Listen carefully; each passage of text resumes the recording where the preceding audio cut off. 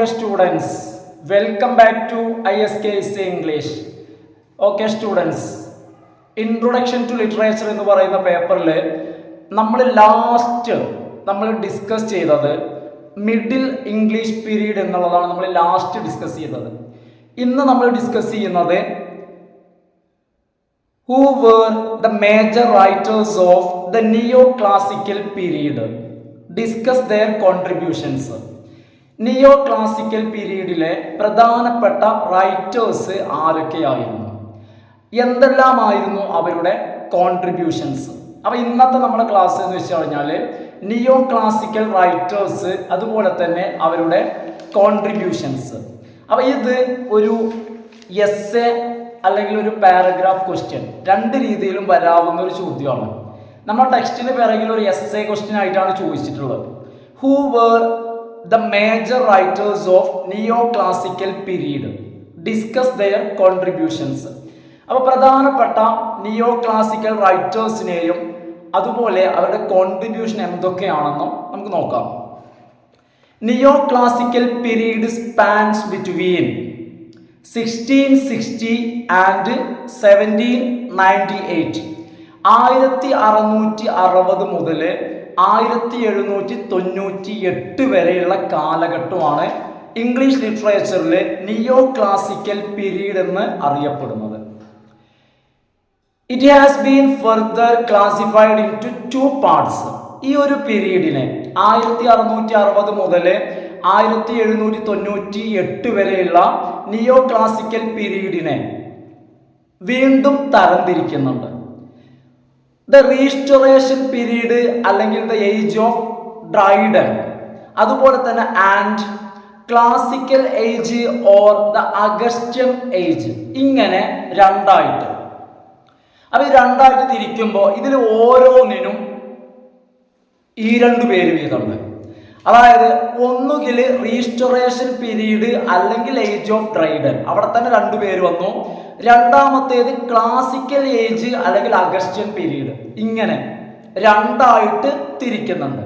ഇനി ശ്രദ്ധിക്കുക, ഇതിൽ ക്ലാസിക്കൽ ഏജ്, അതായത് രണ്ടാമത് പറഞ്ഞില്ലേ, രണ്ടാമത്തേത് ക്ലാസിക്കൽ ഏജോ അല്ലെങ്കിൽ അഗസ്റ്റ്യൻ പീരീഡോ എന്ന് പറഞ്ഞില്ലേ, ഇതിലെ ഈ ക്ലാസിക്കൽ ഏജിനെ വീണ്ടും രണ്ടായിട്ട് തിരിക്കുന്നുണ്ട്. ഏജ് ഓഫ് പോപ്പ്, അതുപോലെ തന്നെ ഏജ് ഓഫ് ജോൺസൺ. അപ്പൊ ഇവിടെ നിയോ ക്ലാസിക്കൽ പീരീഡ് രണ്ടായി തിരിക്കുന്നുണ്ട്, അതായത് റീസ്റ്റോറേഷൻ പീരീഡും അതുപോലെ തന്നെ അഗസ്റ്റ്യൻ ഏജും ഷോർട്ടാക്കിയിട്ട്.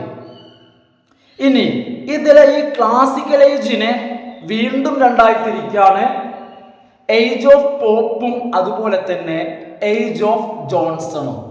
ഇനി ഇതിലെ ഓരോ കാലഘട്ടത്തെക്കുറിച്ചും ആ കാലഘട്ടത്തിലെ റൈറ്റേഴ്സും അവരുടെ റൈറ്റിങ്സും അവയുടെ പ്രത്യേകതകളും ഇത്ര പറഞ്ഞു കഴിഞ്ഞാൽ ഏകദേശം നമ്മളെ കാര്യങ്ങൾക്ക് ഒരു തീരുമാനമായി.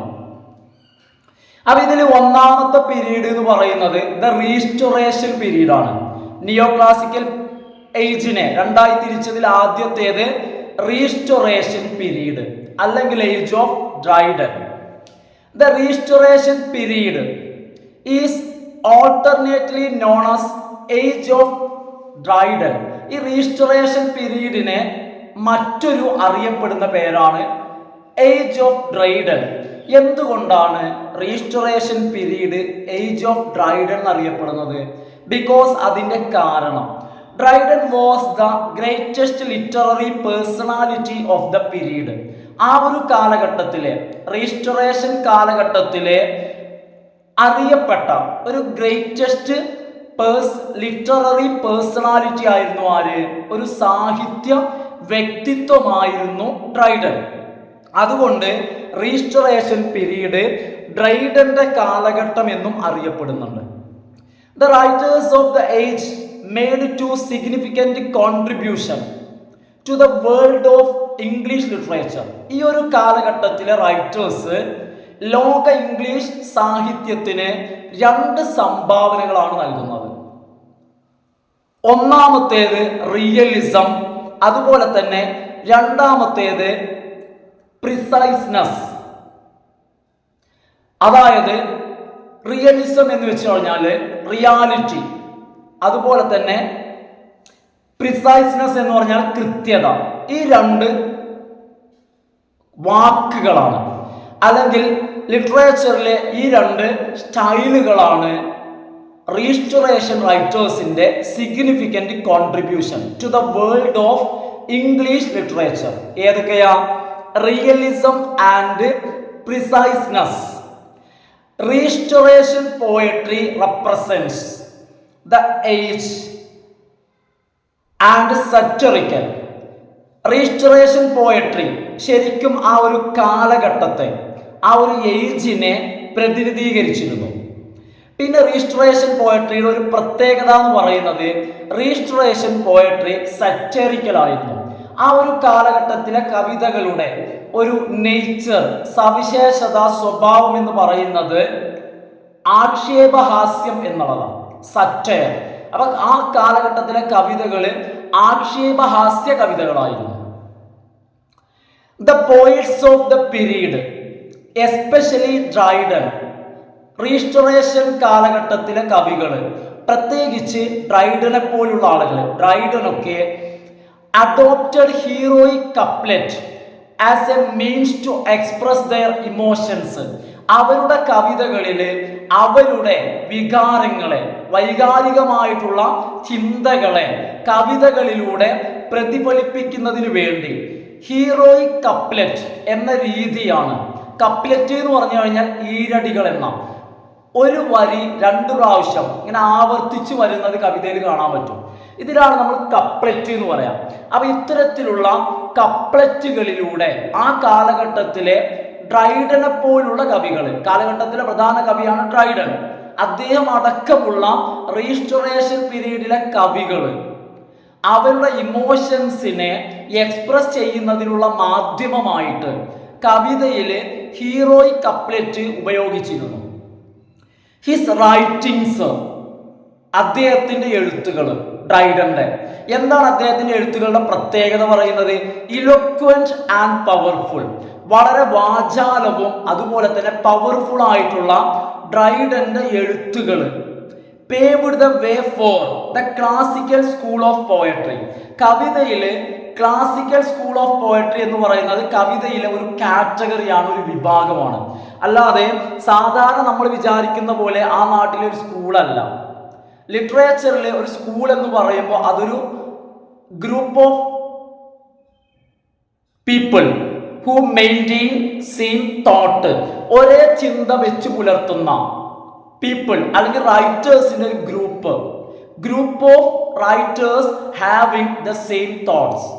ഒരേ ചിന്തകളുള്ള റൈറ്റേഴ്സിന്റെ അല്ലെങ്കിൽ ഒരേ ശൈലി ഫോളോ ചെയ്യുന്ന റൈറ്റേഴ്സ്, അവരുടെ ആ ഒരു ഗ്രൂപ്പിനെയാണ് നമ്മൾ സ്കൂൾ എന്ന് വിളിക്കുന്നത്.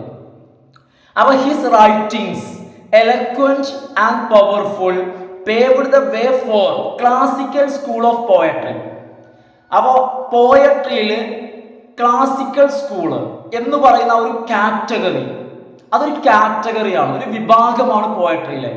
അപ്പൊ അത്തരം ഒരു വിഭാഗം പോയട്രിയിൽ തുടങ്ങുന്നതിന് കാരണക്കാരൻ അല്ലെങ്കിൽ കളമൊരുക്കിയത് ഡ്രൈഡന്റെ പവർഫുൾ ആയിട്ടുള്ളതും എലക്വന്റ് ആയിട്ടുള്ളതുമായ ഡ്രൈഡന്റെ റൈറ്റിംഗ്സിന്റെ ഫലമായിട്ടാണ്. അങ്ങനെയാണ് കവിതയിലെ ക്ലാസിക്കൽ സ്കൂൾ എന്ന് പറയുന്ന ഒരു കാറ്റഗറി ഉത്ഭവിക്കുന്നത്. റീസ്റ്റോറേഷൻ ഡ്രാമ അടുത്തതാണ്. ഇപ്പൊ എത്രയാണ് നമ്മൾ കവിതയെ കുറിച്ച് പറയുന്നത്.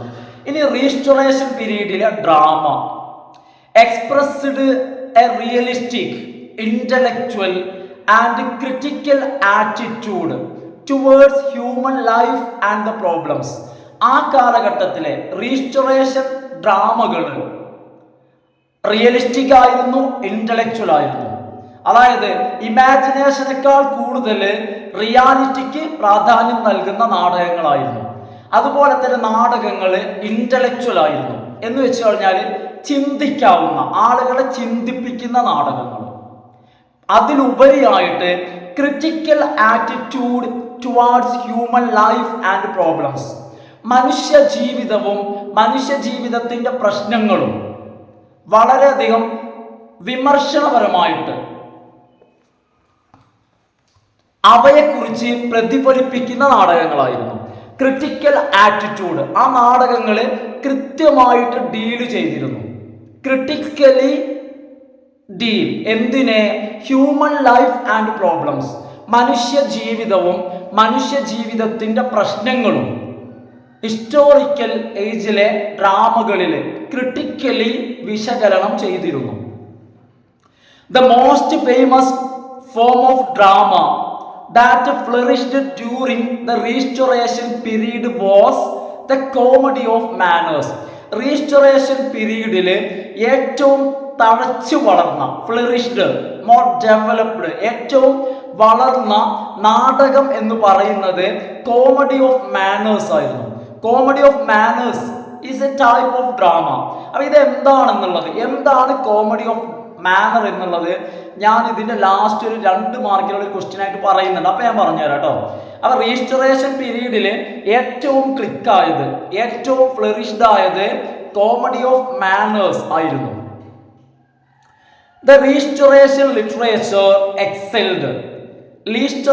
റീസ്റ്റോറേഷൻ ലിറ്ററേച്ചർ സാഹിത്യം മികച്ചു നിന്നു, എക്സൽ ചെയ്തു, മികച്ചു. In the field of prose, അവ കവിതയിലും നാടകത്തിലും മാത്രമല്ല, പ്രോസിന്റെ മേഖലയിലും റീസ്റ്റോറേഷൻ റൈറ്റേഴ്സ് അല്ലെങ്കിൽ റീസ്റ്റോറേഷൻ ലിറ്ററേച്ചർ എക്സൽ ചെയ്തു, മികച്ചു തന്നെ നിന്നു.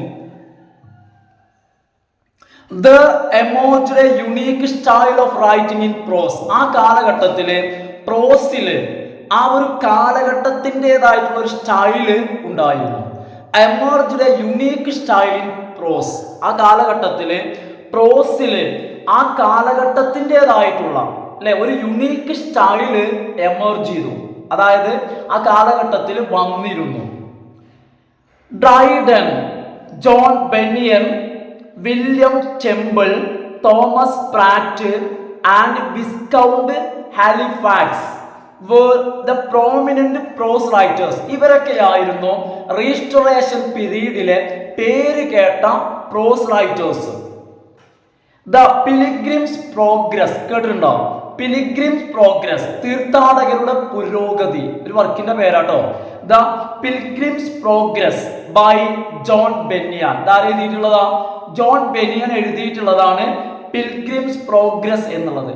ഇത് സാധാരണ പി ജിക്കൊക്കെ പഠിക്കുമ്പോൾ, കാലിക്കറ്റ് യൂണിവേഴ്സിറ്റിക്കും മറ്റൊക്കെ പി ജിക്കൊക്കെ പഠിക്കാണ്ടായിരുന്നു. The pilgrim's progress by John Bunyan was A famous work in the period. ആ കാലഘട്ടത്തിലെ റീസ്റ്റോറേഷൻ പീരീഡിലെ വളരെ ഫേമസ് ആയിട്ടുള്ള ജോൺ ബെനിയന്റെ ഒരു ഫേമസ് വർക്കാണ് ഇത്, പ്രോസ് വർക്കാണ് the pilgrim's progress. The 18th century in English literature is known as the classical age. അപ്പോൾ ഇത്രയും ഞാൻ പറഞ്ഞത് റീസ്റ്റോറേഷൻ പീരീഡാണ്. അപ്പോൾ ക്ലാസിക്കൽ പീരീഡിലെ ഒരു വിഭാഗമാണ് ഇത് റീസ്റ്റോറേഷൻ പീരീഡ് അല്ലെങ്കിൽ ഏജ് ഓഫ് ഡ്രൈഡൻ. അപ്പോൾ അതാണ് ഞാൻ ഇത്രയും പറഞ്ഞത്. ഏത് restoration period, age of Dryden, ആ പീരീഡിനെ കുറിച്ചും റൈറ്റേഴ്സും. പിന്നെ നിയോ ക്ലാസിക്കൽ ഏജിന്റെ ഒരു ഹാഫ്, മറ്റൊരു വശമാണ് ഏത്? Classical age. ആ ക്ലാസിക്കൽ ഏജ് കൂടി പറയണല്ലോ. എന്താണ് അതിന്റെ പ്രത്യേകത? The 18th century in English literature is known as the classical age. അതായത് ഇംഗ്ലീഷ് ലിറ്ററേച്ചറിലെ 18ാം നൂറ്റാണ്ടാണ് ക്ലാസിക്കൽ ഏജ് അല്ലെങ്കിൽ അഗസ്റ്റ്യൻ ഏജ് എന്ന പേരിൽ അറിയപ്പെടുന്നത്. Augustan age, classical age, the age of prose, the age of reason, the age of good sense. അപ്പോൾ ഒരുപാട് പേരുണ്ട്. അപ്പോൾ ഇംഗ്ലീഷ് ലിറ്ററേച്ചറിൽ 18ാം നൂറ്റാണ്ട് ഈ പേരുകളിലെല്ലാം അറിയപ്പെടുന്നുണ്ട്. ഏത് പേരുകളിലെല്ലാം? Classical age, the Augustan age, the age of prose, the age of reason, the age of good sense. 4-5 പേരുകളിൽ ഇംഗ്ലീഷ് ലിറ്ററേച്ചറിൽ 18ാം സെഞ്ചുറി, 18ാം നൂറ്റാണ്ട് അറിയപ്പെടുന്നുണ്ട്. Prose occupied a superior position in this period. ഈ കാലഘട്ടത്തിൽ, ഈ 18ാം നൂറ്റാണ്ടിൽ ഏറ്റവും കൂടുതൽ പ്രാധാന്യമുണ്ടായിരുന്നത് അല്ലെങ്കിൽ സുപ്പീരിയർ ആയിരുന്നത് പ്രോസ് ആയിരുന്നു. അപ്പോൾ ഇത് പ്രോസിന്റെ കാലഘട്ടമായിരുന്നു. The most noteworthy achievement of this period was the birth and growth of the genre novel. ഈ പീരീഡിന്റെ 18ാം നൂറ്റാണ്ടിന്റെ ഏറ്റവും അധികം ശ്രദ്ധിക്കപ്പെടുന്ന നോട്ട്വർത്തി ആയിട്ടുള്ള സവിശേഷത എന്ന് പറയുന്നത് നോവൽ എന്ന് പറയുന്ന ജോണർ, നോവൽ എന്ന് പറയുന്ന വിഭാഗത്തിന്റെ ബർത്ത്, ഉത്ഭവവും അതുപോലെ തന്നെ അതിന്റെ വളർച്ചയും. അപ്പൊ ഈ ഒരു കാലഘട്ടത്തിന്റെ ഏതാ കാലഘട്ടം? 18ാം നൂറ്റാണ്ട്. ആ 18ാം നൂറ്റാണ്ട് അറിയപ്പെടുന്ന പേരുകളാണ് എന്ത്? Classical age, Augustan age, age of prose, age of reason, age of good sense. ഈ കാലഘട്ടത്തിന്റെ ഏറ്റവും വലിയ സവിശേഷത എന്ന് പറയുന്നത് birth and growth of the genre novel.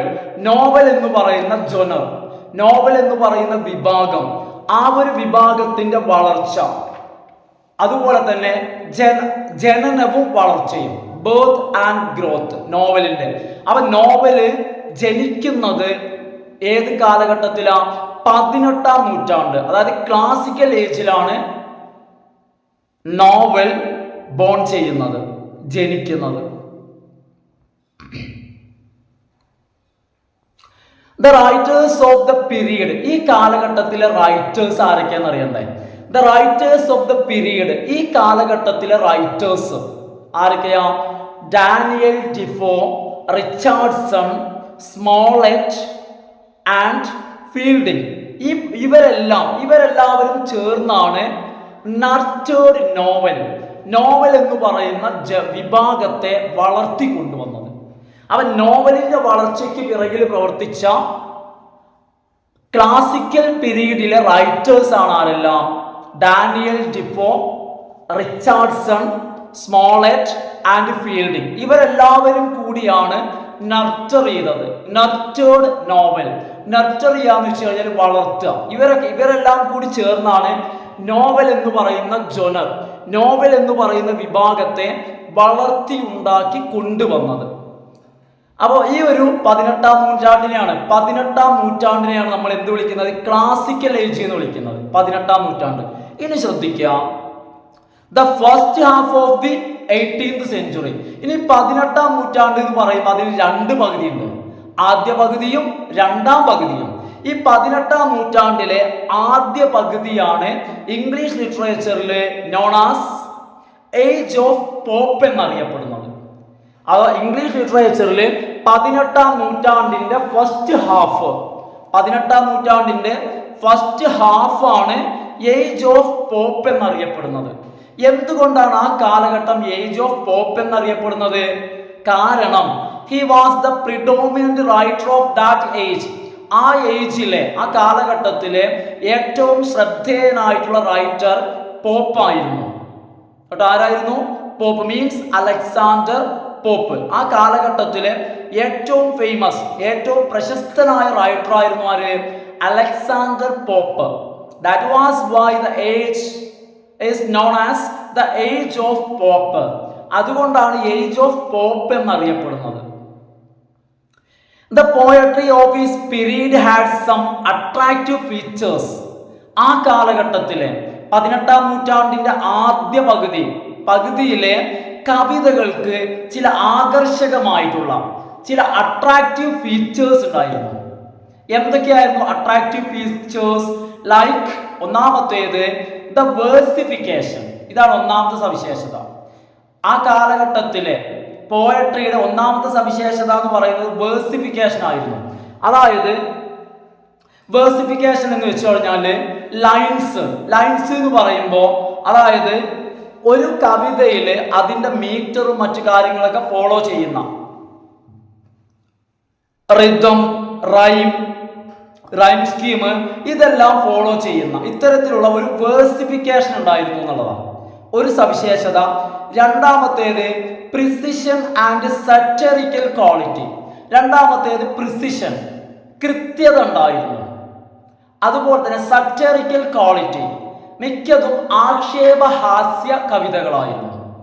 സറ്ററിക്കൽ quality ഉണ്ടായിരുന്നു.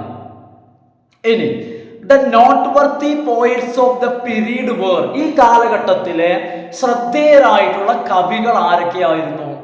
Alexander Pope, John Kane, Matthew Prior, Edward Young, ഇവരൊക്കെയായിരുന്നു ഈ കാലഘട്ടത്തിലെ പ്രധാനപ്പെട്ട റൈറ്റേഴ്സ്. പ്രധാനപ്പെട്ട റൈറ്റേഴ്സിന്റെ പേര്, അതായത് ഏജ് ഓഫ് പോപ്പ് 18-ാം നൂറ്റാണ്ടിന്റെ ആദ്യ പകുതി, ഈ കാലഘട്ടത്തിലെ noteworthy poets of the period were Alexander Pope, John Kane, Matthew Prior and Edward Young. The main prose writers of the period were, ഈ കാലഘട്ടത്തിലെ പ്രധാന പ്രോസ് റൈറ്റേഴ്സ് ആരൊക്കെയായിരുന്നു? Jonathan Swift, Daniel Defoe, Joseph Addison. അപ്പൊ Daniel Defoe എന്നുള്ള പേര് നമ്മൾ നേരത്തെയും കേട്ടു. എവിടെയാണ് കേട്ടത്? അഗസ്റ്റ്യൻ പീരീഡ് അല്ലെങ്കിൽ ക്ലാസിക്കൽ പീരീഡിലും നമ്മൾ കേട്ടു. കാരണം ക്ലാസിക്കൽ പീരീഡ് എന്നറിയപ്പെടുന്നത് 18-ാം നൂറ്റാണ്ടാണ്. 18-ാം നൂറ്റാണ്ടിന്റെ ആദ്യ പകുതിക്കാണ് എന്തറിയുന്നത്? ഏജ് ഓഫ് പോപ്പ് എന്നറിയപ്പെടുന്നത്. അപ്പൊ ഈ ഏജ് ഓഫ് പോപ്പ് എന്ന് പറയുന്നത് എവിടെ തന്നെയാ വരുന്നത്? 18-ാം നൂറ്റാണ്ടിനുള്ളിൽ തന്നെയല്ലേ വരുന്നത്. 18-ാം നൂറ്റാണ്ടിന്റെ ആദ്യ പകുതി എന്ന് പറയുന്നത് 18-ാം നൂറ്റാണ്ടിനുള്ളിൽ തന്നെയല്ലേ വരിക. അപ്പൊ ഏജ് ഓഫ് പോപ്പ് വരുന്നത് എവിടെ തന്നെയാണ്? ക്ലാസിക്കൽ ഏജിൽ തന്നെ വരുന്നതാണ്. നമ്മൾ നേരത്തെ പറഞ്ഞു ക്ലാസിക്കൽ ഏജിനെ രണ്ടാക്കി തിരിക്കുകയാണ്. ആദ്യ പകുതി ഏജ് ഓഫ് പോപ്പ് എന്നറിയപ്പെടുന്നു. രണ്ടാമത്തെ പകുതിക്ക് എന്താ പറയാന്ന് ഞാൻ പറഞ്ഞുതരാം. അപ്പൊ ഈ കാലഘട്ടത്തിലെ പ്രധാനപ്പെട്ട പ്രോസ് റൈറ്റേഴ്സ് ആരൊക്കെയാ? Jonathan Swift, Daniel Defoe, Joseph Addison.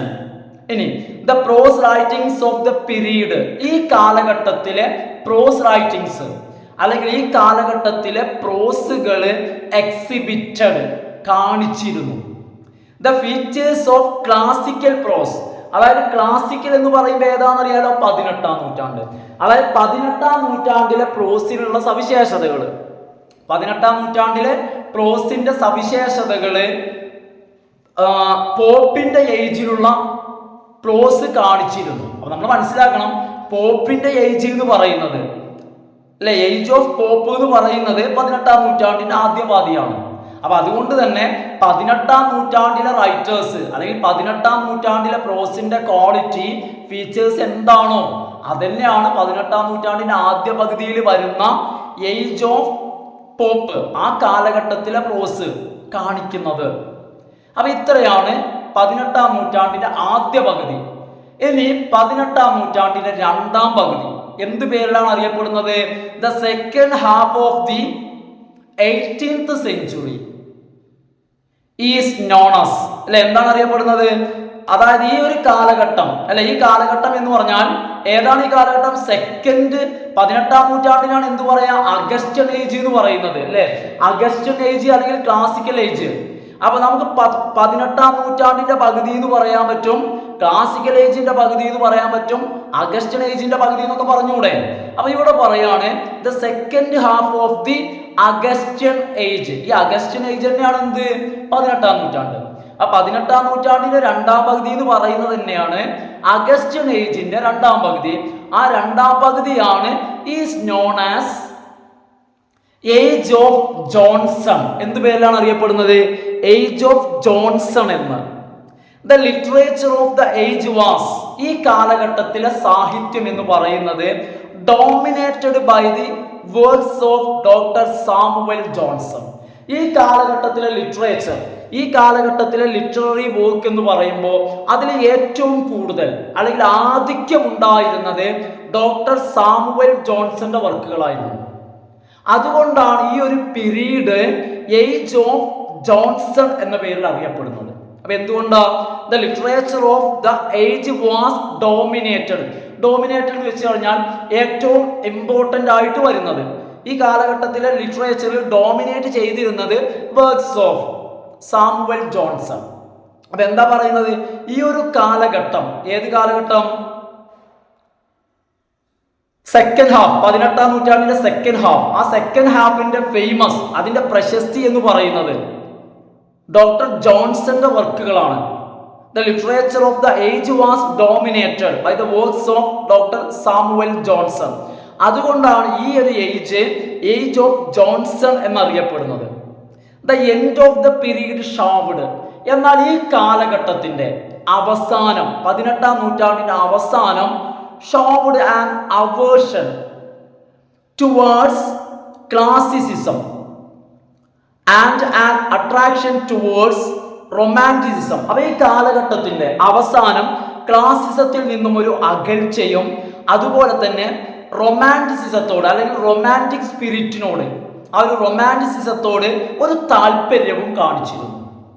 അപ്പോൾ the end of the period showed an aversion towards classicism, ക്ലാസിസത്തിൽ നിന്നും ഒരു അകൽച്ചയും attraction towards the romantic spirit, romantic സ്പിരിറ്റിനോട് ഒരു താല്പര്യം, ഒരു അടുപ്പവും ഒരു അട്രാക്ഷൻ ആകർഷണവും കാണിച്ചിരുന്നു.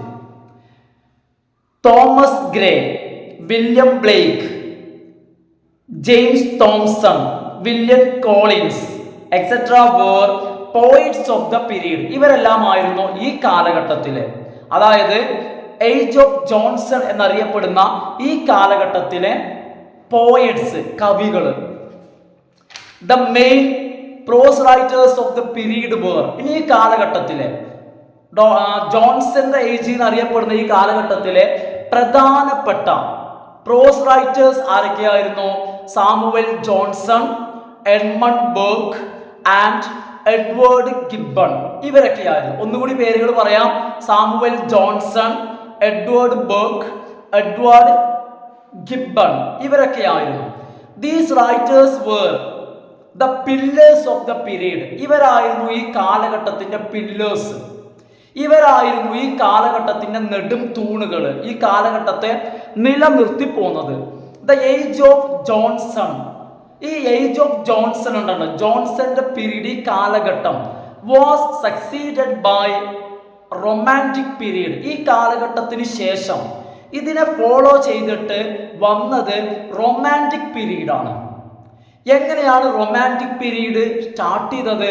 The publication of lyrical ballad marked the end of neoclassical era. Neo classical കാലഘട്ടം അവസാനിക്കുന്നത് ലിറിക്കൽ ബാലഡ് പബ്ലിഷ് ചെയ്യുന്നതോടു കൂടിയാണ്.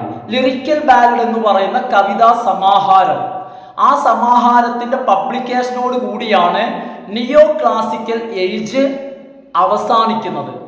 ആരാണ് ലിറിക്കൽ ബാലഡിന്റെ പബ്ലിക്കേഷൻ? ആരാണ് ഇതിന്റെ ആളുകൾ? വില്യം വേർഡ്സ്വർത്തും സാമുവൽ ടൈലർ കോൾറിഡ്ജ്. ഇവർ രണ്ടുപേരുമാണ് എന്ത് ചെയ്യുന്നത്? ലിറിക്കൽ ബാലഡ് അല്ലെങ്കിൽ ഇംഗ്ലീഷ് ലിറ്ററേച്ചറിൽ റൊമാൻറ്റിക് പീരീഡ് എന്ന് പറയുന്ന ഒരു പീരീഡിന്റെ അതിന് ചുക്കാൻ പിടിച്ച റൈറ്റേഴ്സ് ആണ് ആരെല്ലാം? Samuel Taylor Coleridge and William Wordsworth. ഇനി ഞാൻ നിങ്ങൾക്ക് നേരത്തെ ഞാൻ പറഞ്ഞൊരു ക്വസ്റ്റ്യൻ പറയാം. What is comedy of manners? എന്താണ് കോമഡി ഓഫ് മാനേഴ്സ്? ഇനി ഞാൻ നിങ്ങളോട് ചോദിക്കുകയാണ്, കോമഡി ഓഫ് മാനേഴ്സ് എപ്പോഴാണ് വരുന്നത്? നിങ്ങൾക്ക് ആർക്കെങ്കിലും ഓർമ്മ ഉണ്ടോ? കോമഡി ഓഫ് മാനേഴ്സ് വരുന്നത് റീസ്റ്റോറേഷൻ പീരീഡിലാണ്. കോമഡി ഓഫ് മാനേഴ്സ് വരുന്നത് എപ്പോഴാണ്? റീസ്റ്റോറേഷൻ പീരീഡിലാണ് കോമഡി ഓഫ് മാനേഴ്സ് വരുന്നത്. അല്ല, ഞാൻ പറഞ്ഞിരുന്നു ആ കാലഘട്ടത്തിന്റെ ഏറ്റവും കൂടുതൽ ഫ്ലറിഷ് ചെയ്ത ടൈപ്പ് ഓഫ് ഡ്രാമയാണ് എന്ത്? Comedy of manners. എന്താണ് കോമഡി ഓഫ് മാനേഴ്സ്? നമ്മൾ അതിന്റെ സവിശേഷതയായിട്ട് നമ്മൾ പറയുന്നുണ്ട് എന്ത്? സറ്ററിക്കൽ ക്വാളിറ്റി. നമുക്ക് നോക്കാം എന്താ. Comedy of manners is the most famous form of drama that flourished during the restoration period. Restoration പീരീഡിൽ ഫ്ലറിഷ്ഡ് ആയ, വളർന്ന് പന്തലിച്ച ഒരു നാടക ടൈപ്പാണ്, ഫോമാണ്. റീസ്റ്റോറേഷൻ പീരീഡിൽ തഴച്ചു വളർന്ന, ഫ്ലറിഷ്ഡ് ആയിട്ടുള്ള ഒരു മോസ്റ്റ് ഫേമസ് ഫോം ഓഫ് ഡ്രാമയാണ് കോമഡി ഓഫ് മാനേഴ്സ്. ഈ നാടകങ്ങൾ comedy of manners satirically presented, ആക്ഷേപഹാസ്യമായിട്ട് പരിഹസിച്ചുകൊണ്ട് കളിയാക്കിക്കൊണ്ട് പ്രസന്റ് ചെയ്തു. എന്തിനെയാണ് ഈ നാടകങ്ങളിലൂടെ കളിയാക്കിയത്? The false sophistications and mannerisms of the dominant classes of the society. അന്നത്തെ സമൂഹത്തിലെ ചില ഉയർന്ന ആളുകൾ, അത്തരം ആളുകളിലെ ചില തെറ്റായിട്ടുള്ള ആശയങ്ങളും അവരുടെ ജീവിത രീതിയും സൊഫിസ്റ്റിക്കേഷൻസ്, അവരുടെ ചില സംസ്കാര ചിന്തകളും ചില നൂതനമായിട്ടുള്ള ചില കാര്യങ്ങളും അവ സൊസൈറ്റിയിലെ ഡോമിനന്റ് ആയിട്ടുള്ള ക്ലാസ്സുകൾ എന്ന് വെച്ച് കഴിഞ്ഞാൽ മുന്നിട്ട് നിൽക്കുന്ന, അതായത് പദവിയിലെ മുന്നിട്ട് നിൽക്കുന്ന ചില ആളുകൾ, അവരുടെ പെരുമാറ്റ രീതികൾ, അവരുടെ മാനറിസംസ്, സംസാര രീതികൾ, ജീവിത രീതികൾ, പ്രവർത്തന രീതികൾ, അതുപോലെ തന്നെ ഫാൾസ് സൊഫിസ്റ്റിക്കേഷൻ, ചില തെറ്റായിട്ടുള്ള അവരുടെ ചില സവിശേഷ രീതികൾ, അവരുടെ ചില ഉയർന്ന ചിന്തകൾ കേട്ടോ, സൊഫിസ്റ്റിക്കേഷൻ, ഉയർന്ന ചിന്തകൾ, അവരുടെ പുരോഗതി, തെറ്റിദ്ധാരണകളെ ആക്ഷേപഹാസ്യ രൂപത്തിൽ അവതരിപ്പിച്ച നാടകങ്ങളാണ് comedy of manners. The most popular dramatists of the genre was, ഈ ജോണറിൽ, ഈ വിഭാഗത്തിന്റെ കോമഡി ഓഫ് മാനേഴ്സിലെ ഏറ്റവും ഫേമസ് ആയിട്ടുള്ള പ്ലേ റൈറ്റ് ഓർ ഡ്രമാറ്റിസ്റ്റ് ആയിരുന്നു ആര്? വില്യം കോൺഗ്രിയം. ഏറ്റവും ഫേമസ് ആയിട്ടുള്ള ഡ്രമാറ്റിസ്റ്റ് ആണ് ആര്? വില്യം കോൺഗ്രിയം. അപ്പോൾ ഓക്കെ ഫ്രണ്ട്സ്, നമ്മൾ ഈ ഒരു ചാപ്റ്റർ ഇവിടെ കഴിഞ്ഞു. അപ്പോൾ നമ്മുടെ ചാപ്റ്ററിന്റെ പേര് എന്ന് വെച്ച് കഴിഞ്ഞാൽ ഇവല്യൂഷൻ ഓഫ് ലിറ്ററേച്ചർ എന്നായിരുന്നു. അതായത് ഇവല്യൂഷൻ ഓഫ് ലിറ്ററേച്ചർ എന്ന് പറയുന്ന രണ്ടാമത്തെ യൂണിറ്റ്, എനിക്ക് തോന്നുന്നു രണ്ടാമത്തെ യൂണിറ്റ്, ആ യൂണിറ്റ് ഇവിടെ അവസാനിക്കുകയാണ്. അപ്പോൾ നമ്മൾ ഇവിടെ ഇത്രയും ഡിസ്കസ് ചെയ്തത് എന്താന്ന് വെച്ച് കഴിഞ്ഞാൽ ലിറ്ററേച്ചറിലെ വ്യത്യസ്തമായിട്ടുള്ള പീരീഡുകളാണ്. ആ വ്യത്യസ്തമായ പീരീഡുകളിലൂടെയാണ് ലിറ്ററേച്ചറിന്റെ ഇവല്യൂഷൻ, പരിണാമം, വളർച്ച. അപ്പൊ അതാണ് നമ്മൾ എന്ത് ചെയ്യുന്നത്, ചുരുക്കിയിട്ട് ഇവിടെ നമ്മൾ മൊത്തമായിട്ട് എല്ലാം ഉൾക്കൊള്ളിച്ചിട്ടില്ല. പ്രധാനപ്പെട്ട പീരീഡുകൾ മാത്രമാണ് എന്ത് ചെയ്തിട്ടുള്ളത്, ഉൾക്കൊള്ളിച്ചിട്ടുള്ളത്. അപ്പൊ ഫ്രണ്ട്സ്, ഇന്നത്തെ ക്ലാസ് ഇവിടെ വൈൻഡപ്പ് ചെയ്യാണ്. സാധാരണ പോലെ തന്നെ എന്ത് ചെയ്യാം, ഇപ്പോൾ ഇവിടെ ഓരോ പീരീഡും ഇപ്പൊ ഈ പറഞ്ഞത് തന്നെ 18ാം നൂറ്റാണ്ട് ഒരു പേരിൽ അറിയപ്പെടുന്നു. 18ാം നൂറ്റാണ്ടിന്റെ ഫസ്റ്റ് ഹാഫ് വേറൊരു പേര്, സെക്കൻഡ് ഹാഫ് വേറൊരു പേര്. അപ്പൊ എന്താന്ന് വെച്ച് കഴിഞ്ഞാല് ഇപ്പൊ ഈ ക്ലാസ് കേൾക്കുമ്പോ തന്നെ ഒരു ചെറിയ ഒരു കുറിപ്പായിട്ട്, ഒരു പോയിന്റ്സ് ആയിട്ട് എഴുതി വെച്ച് കഴിഞ്ഞാൽ ഓർക്കാൻ എളുപ്പമുണ്ടായിരിക്കും. അത് നിങ്ങൾ ഇപ്പൊ എന്ത് ചെയ്യാം, ജസ്റ്റ് കേൾക്കാതെ കൂടെ ഒരു പേനയും പേപ്പറൊക്കെ എടുത്തിട്ട് ആവശ്യമായതൊന്ന് നോട്ട് ചെയ്യുകയാണെങ്കിൽ, കാരണം ഈ വീഡിയോ കേൾക്കുന്ന കൂടെ തന്നെ അതിന്റെ പഠനവും നിങ്ങൾക്ക് നടന്നു കിട്ടും. അപ്പൊ അതൊന്ന് ശ്രദ്ധിച്ച് കേൾക്കട്ടോ. കാരണം കേൾക്കുന്നതിന്റെ കൂടെ തന്നെ പഠനം കൂടി എന്ത് ചെയ്യാം, നടക്കുക. എന്നാൽ നിങ്ങളുടെ പഠനഭാരം കുറഞ്ഞു കിട്ടും. പഠിക്കുക എന്നുള്ള മെന്റാലിറ്റിയോട് കൂടി എന്ത് ചെയ്യാം, നിങ്ങൾ വീഡിയോ കാണുക കേട്ടോ. അപ്പൊ ഇന്നത്തെ വീഡിയോ ഞാൻ വൈൻഡപ്പ് ചെയ്യാണ്. പതിവ് പോലെ നിങ്ങൾ എന്ത് ചെയ്യണം, ഒന്ന് ലൈക്ക് ചെയ്തിട്ട് കാണുക കേട്ടോ. ലൈക്ക് ചെയ്യുന്ന ആളുകൾ കുറവാണ്. കാരണം സാധാരണ ഞാൻ റീഡിങ് ആൻഡ് റൈറ്റിംഗ് ഇംഗ്ലീഷ് എന്നുള്ള വീഡിയോ ഉണ്ടല്ലോ, ആ ഒരു വീഡിയോക്ക് കിട്ടുന്ന, ആ വീഡിയോക്ക് വ്യൂവേഴ്സ് കമ്മിയാണ്, എന്നാലും താരതമ്യേന തരക്കേടില്ല. ആ ഒരു വീഡിയോക്ക് വരുന്ന വ്യൂസ് ഈ ഒരു വീഡിയോക്ക് വരുന്നില്ല. അപ്പൊ അതുകൊണ്ടാണ് പറയുന്നത്, നിങ്ങൾ ഒന്ന് ലൈക്ക് ചെയ്യാം. അതുപോലെ തന്നെ ഫ്രണ്ട്സിനൊക്കെ ഒന്ന് സജസ്റ്റ് ചെയ്യാം. അതുപോലെ തന്നെ നിങ്ങളുടെ അഭിപ്രായങ്ങൾ ഉണ്ടെങ്കിൽ, ഇപ്പൊ ഞാൻ നിങ്ങൾക്ക് തരുന്ന നോട്ടിലോ ഞാൻ പറയുന്ന ക്ലാസ്സിലോ നിങ്ങൾക്ക് എന്തെങ്കിലും അഭിപ്രായങ്ങൾ ഉണ്ടെങ്കിൽ, കാരണം ഈ ക്ലാസ് ഞാൻ നിങ്ങൾക്ക് വേണ്ടി പ്രൊവൈഡ് ചെയ്യുന്നതാണ്. അപ്പോൾ നിങ്ങളുടെ സജഷൻസ് അറിയിക്കുകയാണെങ്കിൽ തീർച്ചയായിട്ടും ആ ഒരു സജഷൻസ് ഞാൻ ആക്സെപ്റ്റ് ചെയ്യും. പോസിറ്റീവായിട്ട് തന്നെ ഞാൻ അത് എടുക്കും. അപ്പോൾ അതുകൊണ്ട് കമൻറ്റ് ചെയ്യാനുള്ള ആളുകൾ കേട്ടോ, കാരണം പോസിറ്റീവ്, നിങ്ങൾക്ക് എന്തെങ്കിലും കാര്യങ്ങൾ പോസിറ്റീവ് ആയിക്കോട്ടെ നെഗറ്റീവ് ആയിക്കോട്ടെ, കാരണം എപ്പോഴും നിങ്ങളുടെ കമൻസ് എന്ന് വെച്ച് കഴിഞ്ഞാൽ അത് എനിക്ക് കറക്റ്റ് ചെയ്യാൻ എന്നെ സഹായിക്കും. അപ്പൊ അതുകൊണ്ട് അതൊന്ന് ശ്രദ്ധിക്കുക കേട്ടോ. നിങ്ങൾക്ക് അങ്ങനെ സജഷൻസ് ഉണ്ടെങ്കിൽ ധൈര്യമായിട്ട് എന്ത് ചെയ്യാം, എന്നോട് പറയും. ഞാനത് പോസിറ്റീവായിട്ട് മാത്രമേ എന്ത് ചെയ്യുള്ളൂ, ആക്സെപ്റ്റ് ചെയ്യുള്ളൂ. Okay, thanks for watching.